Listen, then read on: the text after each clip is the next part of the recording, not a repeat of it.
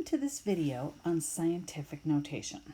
Scientific notation helps us to write very large or very small numbers in a condensed form.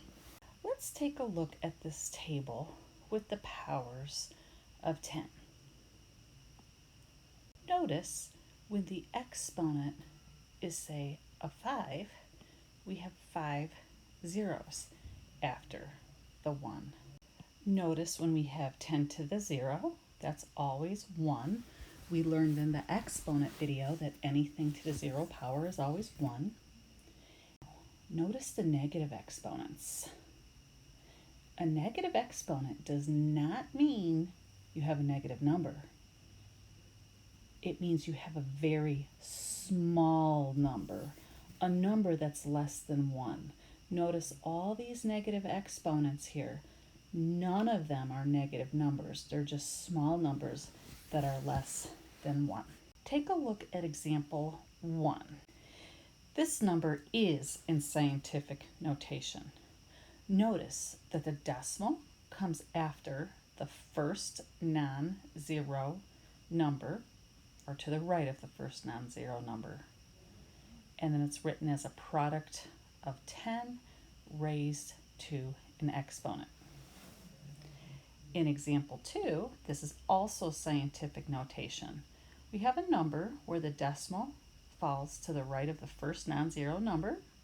It's being multiplied by 10 to an exponent. Example 3 is not in scientific notation. Can you see why? It looks like it's close to scientific notation with the times and the 10 to the negative third. But notice where the decimal is. The decimal should have come after the 2 if we had wanted that to be in scientific notation. Sometimes when you're doing calculations with your TI-83 or TI-84 graphing calculator, you are going to come up with an answer that looks something like this in your calculator. Notice the E here. That is the calculator's way of writing scientific notation. So if you see this appear in your calculator, what it really means is 2.45 times 10 to the negative third. Or if you see this in your calculator, it means in scientific notation we have negative 9.37 times 10 to the 6. On the next page, we are going to learn to convert from standard or decimal form to scientific notation. And here we have numbered 2 steps that help us with this process. First, you want to move the decimal point to write the decimal number as a number between 1 and 10. And another way of saying that is we want to make sure the decimal is to the right of the first non-zero number. And then second, we have to figure out the exponent necessary to go along with the 10. Consider example number 1.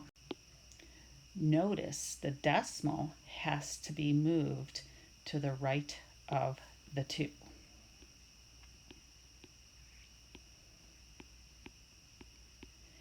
Please notice that this original number in standard form, it was a small number. It was a number less than 1, wasn't it? So we know the exponent has to be negative. Now, what kind of negative? Well, we move the decimal here 1, 2, 3 places. That means we'll have times 10 to the negative 3. Take a look where we have 1,236,000. The decimal should go after the first non-zero number, or to the right of it, and then let's count 1, 2, 3, 4, 5, 6. Since this is a very large number, a number greater than 1, our exponent will be positive.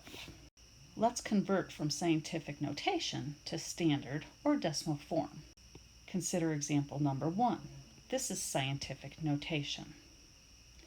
The exponent is positive, which means our number in standard form, we'll have our decimal moved 1, 2, 3, 4, 5 places to the right to make it a large number. Now, even though this is a negative number, the number itself, the 234,000, is still a number bigger than 1, even though this is negative.